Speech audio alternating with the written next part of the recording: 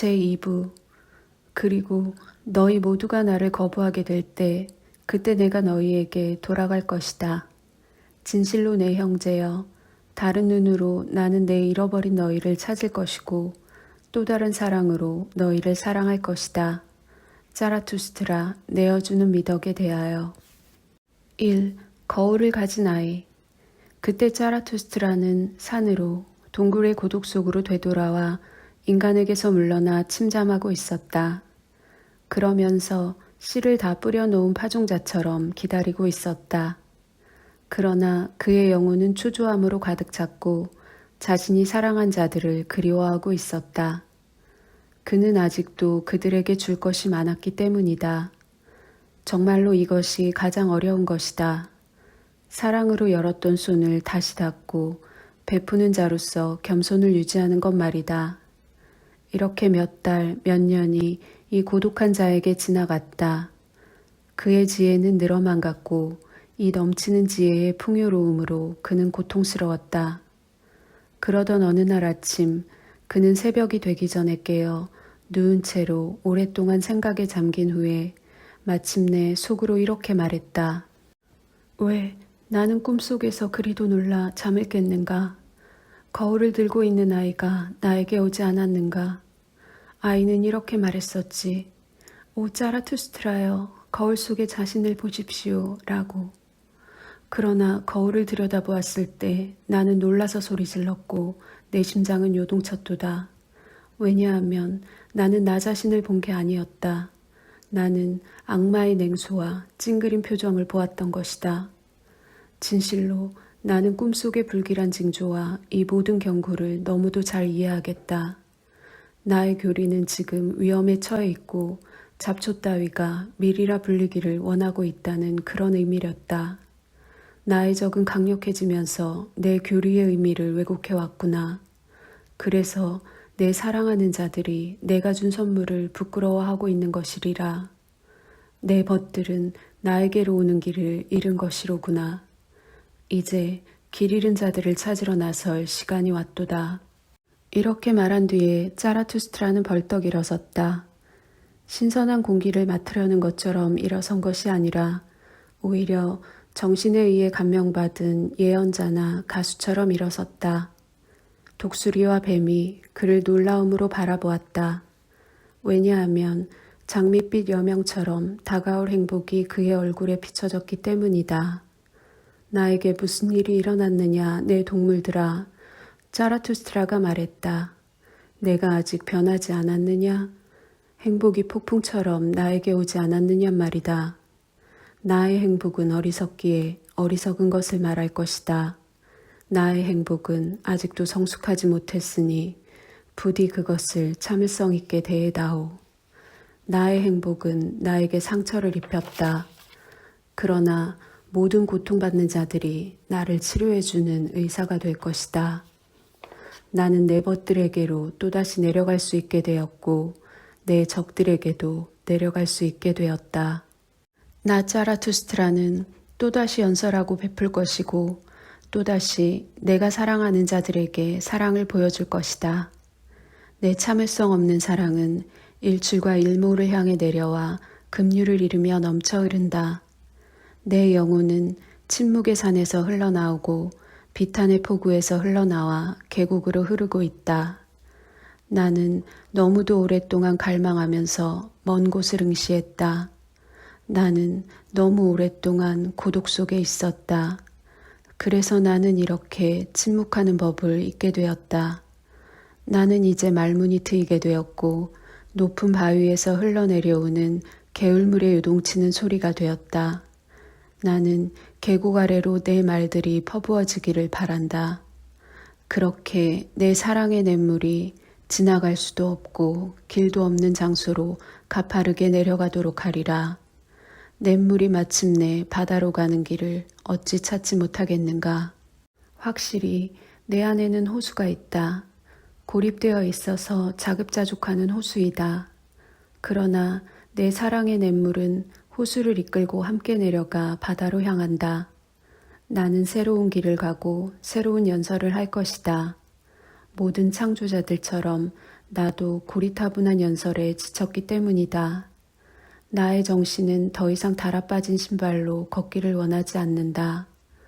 모든 연설이 나에게는 너무도 느리게 이어진다. 폭풍이여, 나는 그대의 마차로 뛰어들 것이다. 그리고 독을 품고 심지어 그대에게 채찍을 휘두를 것이다. 나는 내 벗들이 기다리는 더 없는 행복의 섬을 발견할 때까지 환희의 비명이나 환희의 외침처럼 드넓은 바다를 건너가고 싶다. 내 벗들과 함께 있는 내 적들이여, 지금은 단순히 말을 걸 수만 있다면 그 누구라도 어찌 사랑하지 않을 수 있겠는가? 내 적들도 내 행복의 일부인 것이다. 가장 야생적인 말에 오르고 싶을 때 내가 말을 타도록 가장 도움을 줄 수 있는 것은 바로 내 창이다. 그것은 언제나 내 발밑에서 대기 중인 하인인 것이다. 내 적들에게로 던져질 창이여, 마침내 내가 창을 던질 수 있게 되니 적들에게 얼마나 고마운지 모른다. 내 구름의 전압은 너무도 크다. 번개가 크게 웃고 있는 사이에 나는 우박을 저 깊은 곳으로 던지고 싶다. 그런 다음 내 가슴을 힘차게 들썩인 후 저 산맥으로 폭풍우를 힘차게 불어날릴 것이다. 그러면 내 가슴은 진정이 될 것이다. 진실로 나의 행복과 자유는 폭풍처럼 온다. 그러나 내 적들은 사악한 것이 자신들의 머리 위에서 사납게 날뛴다고 생각할 것이다. 그렇다. 내 벗들인 그대 역시 나의 거친 지혜에 겁먹게 될 것이다. 아마도 그대들은 내 적들과 함께 도망칠지도 모르겠다. 아, 내가 양치기들의 피리로 그대들을 다시 유혹하는 방법을 알 수 있다면 좋을 텐데. 아, 나의 암사자인 지혜가 다정하게 으르렁거리는 법을 배울 수 있다면 좋을 텐데. 이미 우리는 서로서로 너무도 많은 것을 배워왔으니 말이다. 내 거친 지혜는 외로운 산등성이에서 잉태를 하였다. 그리고 거친 바위 위에서 신생의 가장 신생의 것을 낳았다. 이제 내 오래되고 거친 지혜는 가혹한 사막을 미친 듯이 달리며 부드러운 초원을 찾고 있구나. 내 벗들이여, 내 거친 지혜는 자신이 낳은 가장 사랑스러운 것을 그대들 마음의 부드러운 초원 위에, 그대들 사랑 위에 눕히고 싶어 한다. 자라투스트라는 이렇게 말했다. 이 더 없는 행복의 섬에서 무화과 열매가 나무에서 떨어진다. 그 열매들은 달고 맛있다. 열매가 떨어지면서 빨간 껍질이 갈라진다. 나는 잘 익은 무화과 열매에 부는 북쪽의 바람이다. 무화과 열매처럼 나의 가르침이 이렇게 그대들에게 떨어진다.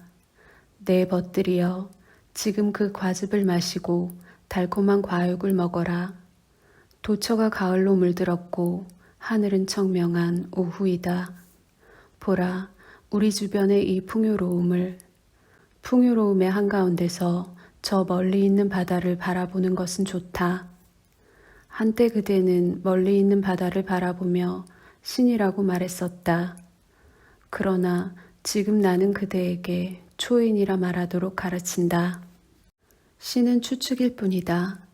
그러나 나는 그대의 추측이 그대의 창조적인 의지보다 더 멀리 가지 않기를 바란다. 그대는 신을 창조할 수 있는가? 그러면 모든 신들에 대해 침묵하라. 그러나 그대는 확실히 초인을 창조할 수는 있다. 어쩌면 그대는 스스로 초인을 창조할 수 없을지도 모른다. 내 형제들이여, 그렇더라도 그대 자신은 초인의 선조, 초인의 조상이 되도록 변모할 수는 있다. 그러니 이것이 그대의 가장 훌륭한 창조가 되도록 하라. 신은 추측일 뿐이다. 그러나 나는 그대의 추측이 상상 가능한 선 안에 구속되어 있기를 바란다. 그대들은 신을 마음속에 그릴 수 있는가? 그러나 진실에 대한 의지는 이렇게 되어야 한다. 만물은 인간적 견지에서 상상할 수 있고, 인간적 견지에서 자명하고, 인간적 견지에서 감지할 수 있는 그런 것으로 변모될 것이다 라고 말이다. 그대들은 끝까지 자신의 감각을 따라야 할지어다. 그리고 그대들은 지금까지 세계라 불렸던 것을 스스로 창조해야 한다. 세계는 그대의 이성과 의지와 사랑에 의해 그대의 형상 속에서 만들어져야 한다. 그러면 진실로 세계는 그대의 행복으로 가게 될 것이다. 그대 깨우친 자들이여. 그대들은 이러한 희망도 없이 어떻게 삶을 견디려고 하는가. 그대 깨우친 자들이여. 그대는 이해할 수 없는 것들 사이에서도 태어날 수 없었고 이성적이지 못한 것들 사이에서도 태어날 수 없었다. 그러나 내 마음을 전적으로 그대들에게 보여주기 위해 말하겠다. 내 벗들이여. 만약 신이 있다면 어떻게 내가 신이 되지 않은 것을 견딜 수 있었겠는가? 그러니 신은 없는 것이다. 정말로 이러한 결론을 내가 이끌어냈다. 그러나 지금은 그 결론이 나를 이끌고 있다. 신은 추측일 뿐이다. 그러나 누가 이 추측의 고통을 죽지도 않고 마실 수 있었겠는가? 창조자는 자신의 신념을 빼앗겨야 하고 독수리는 저 높은 곳으로 솟구치는 기술을 빼앗겨야 한단 말인가? 신은 곧게 선 모든 것을 굽히도록 만든 사상이고 서 있는 모든 것을 어지럽도록 만든 사상이다. 뭐라고? 시간은 사라질 뿐이고 순간의 모든 것은 거짓말일 뿐이라고? 이것을 생각하고 있노라면 인간의 육체는 현기증과 어지럼증을 일으키고 위에서는 구토를 일으킨다. 진실로 나는 그러한 것을 추측하는 것을 현기증이라 칭한다. 하나뿐인 것, 완벽한 것, 움직이지 않는 것, 충분한 것, 불멸인 것에 대한 이 모든 가르침을 나는 사악하고 인간 혐오적인 것이라 칭한다. 불멸하는 모든 것, 그것은 단지 비유일 뿐이다. 이토록 시인들은 너무도 많이 거짓말을 한다. 그러나 최고의 비유는 시간과 생성에 관해 말할 수 있어야 한다. 이 최고의 비유는 영원하지 않은 모든 것을 찬양하고 정당화해야 한다는 것이다. 창조, 그것은 고통으로부터의 위대한 구원이자 삶의 안락함이다. 그러나 창조자가 나타나기 위해서는 고통 자체도 요구되고 많은 변화도 요구된다. 그렇다. 많은 고통스러운 죽음이 그대의 삶 속에 있어야 한다. 그대 창조자들이여. 그렇게 그대는 모든 순간적인 것을 옹호하고 정당화해야 하는 것이다. 창조자 스스로가 새로이 태어날 아이가 되기 위해서 그는 또한 기꺼이 어머니가 되어 어머니의 출산의 고통을 견뎌내야 한다. 진실로 나는 100개의 영혼을 거치고 100개의 요람과 100번의 상고를 거쳐 나의 길을 갔던 것이다. 나는 이미 여러 번의 작별을 했기에 가슴 아픈 작별의 마지막 시간들을 알고 있다. 그러나 나의 창조적 의지, 나의 운명은 그토록 그것을 원한다. 아니, 좀 더 정직하게 말하자면 나의 의지가 정확하게 그러한 운명을 원하고 있다는 것이다. 모든 감정은 내 안에서 고통받고 있고 감옥에 갇혀 있는 상태다. 그러나 나의 기꺼이 하려는 마음은 언제나 나에게 온다. 나를 해방시켜주는 자로서 그리고 기쁨을 불러오는 자로서 말이다. 기꺼이 하려는 마음은 의지와 자유의 진실한 교리를 해방시켜준다. 자라투스트라는 그대들에게 이것을 가르친다. 더 이상 원하지 않고 더 이상 평가하지 않고 더 이상 창조하지 않는 것. 아, 이 거대한 무기력이 영원히 나에게서 멀리 떨어져 있을지어다. 그리고 또한 알고 이해하는 데 있어서도 나는 아이를 낳아 아버지가 되고픈 내 의지의 기쁨만을 느낀다. 만약 내 지식에 순구무구함이 있다면 그것은 아버지가 되고자 하는 의지가 그 안에 있기 때문이다. 이 의지가 유일신과 다른 신들로부터 나를 빼내어 주었다. 신이 존재한다면 거기에 도대체 창조할 것이 무엇이 있겠는가? 그러나 또다시 그것, 나의 열정적이고도 창조적인 의지는 나를 인류에게로 몰아간다. 그것은 그렇게 망치를 돌에게로 몰아가듯 돌의 망치를 내리치는 것이다. 아, 그대 인간들이여. 돌 속에서 나는 하나의 형상이 잠자고 있는 것을 본다. 그것은 내 환영들의 형상이다. 아, 그것은 가장 단단하고 못난 돌 속에서 자고 있는 것이 분명하다. 지금 나의 망치는 그 돌 감옥에 분노를 맹렬히 쏟아내고 있다. 조각들이 돌에서 떨어져 날아간다. 그것이 나에게 무슨 상관이란 말인가? 나는 그 형상을 완성할 것이다. 왜냐하면 그림자가 나에게 다가왔기 때문이다. 한때 만물 중에서 가장 조용하고 가장 밝은 것이 나에게로 다가왔다. 초인의 아름다움이 그림자로서 나에게로 다가온 것이었다. 아, 내 형제들이여. 그러할진대 신들이 내게 무슨 소용이란 말인가? 자라투스트라는 이렇게 말했다. 3. 동정하는 자들에 대하여. 내 벗들이여. 그대의 벗은 이런 빈정대는 이야기를 들은 적이 있다. 자라투스트라를 보아라. 그가 마치 동물들 사이를 오가는 것처럼 우리 사이를 오가지 않는가? 라고 말이다. 그러나 이렇게 말하는 게 더 낫다. 저 깨우친 자는 동물과 마찬가지인 인간들 사이를 오가는구나. 라고 말이다. 깨우친 자는 인간 자체를 이렇게 칭한다. 발그레한 볼을 가진 동물이라고. 어떻게 인간이 발그레한 볼을 가진 동물이 되었는가? 그것은 인간이 너무 자주 부끄러워해야 했기 때문은 아닌가? 오, 내 벗들이여. 깨우친 자는 이렇게 말한다. 부끄럽고 부끄럽고 부끄럽도다. 인간의 역사가 말이다. 이런 이유로 고귀한 자는 다른 사람을 부끄럽게 만들지 않으리라 다짐한다. 그는 모든 고통받는 자들 앞에서 자신이 부끄러움을 느끼리라 다짐한다. 진실로 나는 저 동정하는 자들을 좋아하지 않는다. 그들은 스스로가 동정하는 마음을 가지며 행복해한다.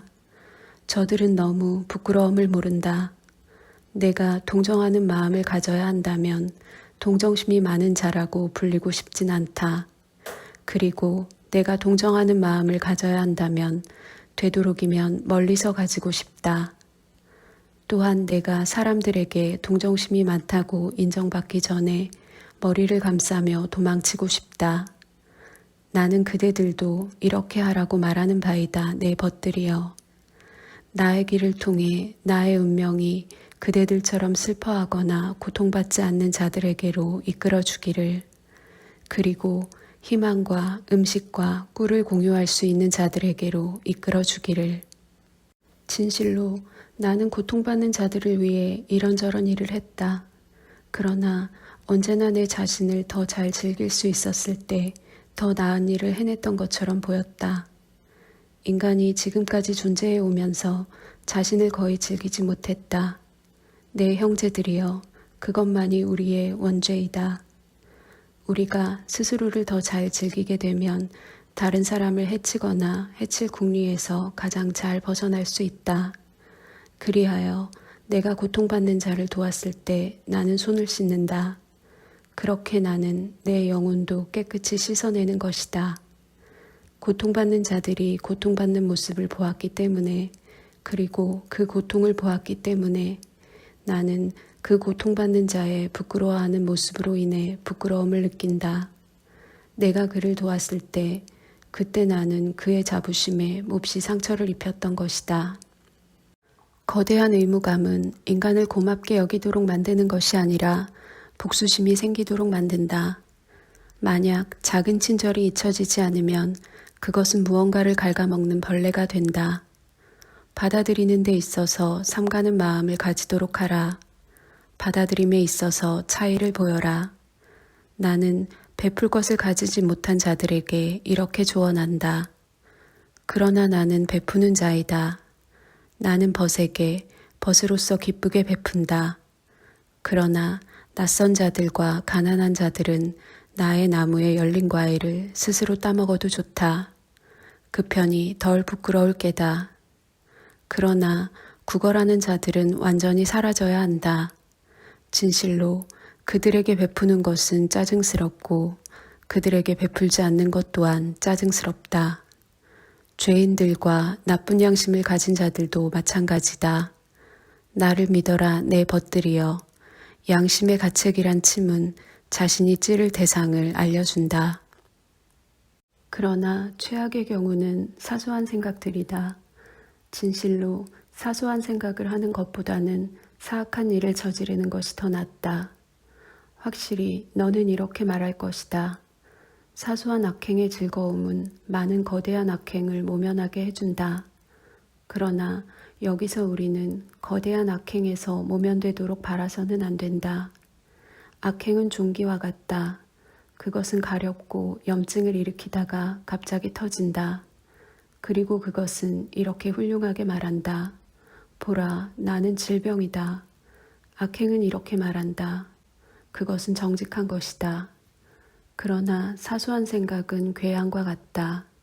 그것은 살금살금 기어다니고 숨어 있다가 어디에도 모습을 드러내고 싶어 하지 않는다.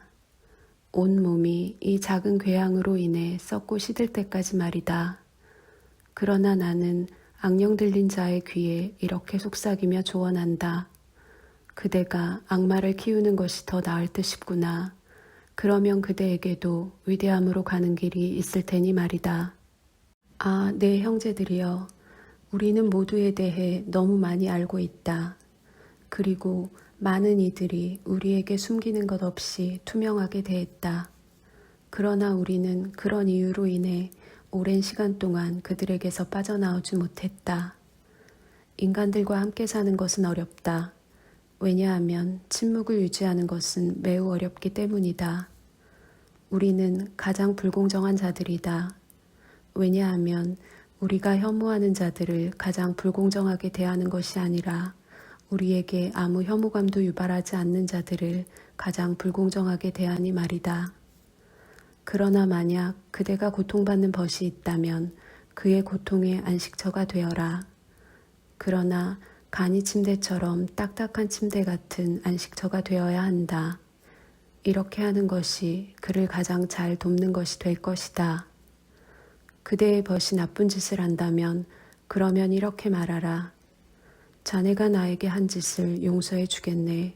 그러나 자네가 스스로에게 행한 나쁜 짓, 그것을 내가 어찌 용서할 수 있겠는가? 라고 말이다. 모든 위대한 사랑은 이렇게 말한다. 사랑은 용서와 동정심마저 극복한다고. 우리는 스스로 마음을 빠르게 다잡아야 한다. 마음을 다잡지 않고 그냥 놔둔다면 얼마나 빨리 머리마저 분별력을 잃을 것인가. 아, 이 세상에서 동정하는 자들과 함께 있는 것보다 더 어리석은 일이 어디에 있겠는가. 그리고 이 세상에서 동정하는 자들의 어리석은 행동보다 더한 고통을 유발하는 것이 도대체 무엇이란 말인가. 동정심을 이겨낼 수 없는 모든 사랑하는 자들에게 화가 있을지어다. 악마가 한때 나에게 이렇게 말한 적이 있었다. 신조차도 자신의 지옥을 가지고 있는데 그것은 인간에 대한 사랑이다. 나는 얼마 전에 악마가 이런 말을 하는 것도 들었다. 신은 죽었다. 신은 인간에 대한 동정심으로 인해 죽은 것이다. 이렇게 동정심에 대한 경고를 받아라. 그곳에서부터 인간을 위한 먹구름이 올 것이다. 진실로 나는 그런 날씨의 징후를 알고 있다. 그러나 이런 말도 주의해서 들어라. 모든 위대한 사랑은 동정심보다 위에 있다. 왜냐하면 그것은 사랑받는 것을 창조하고 싶어 하기 때문이다. 나는 나 자신을 내 사랑에게 바친다. 그리고 내 자신처럼 내 이웃도 내 사랑에게 바친다. 모든 창조자들의 언어는 이런 식이다. 그러나 모든 창조자들은 힘들다. 자라투스트라는 이렇게 말했다.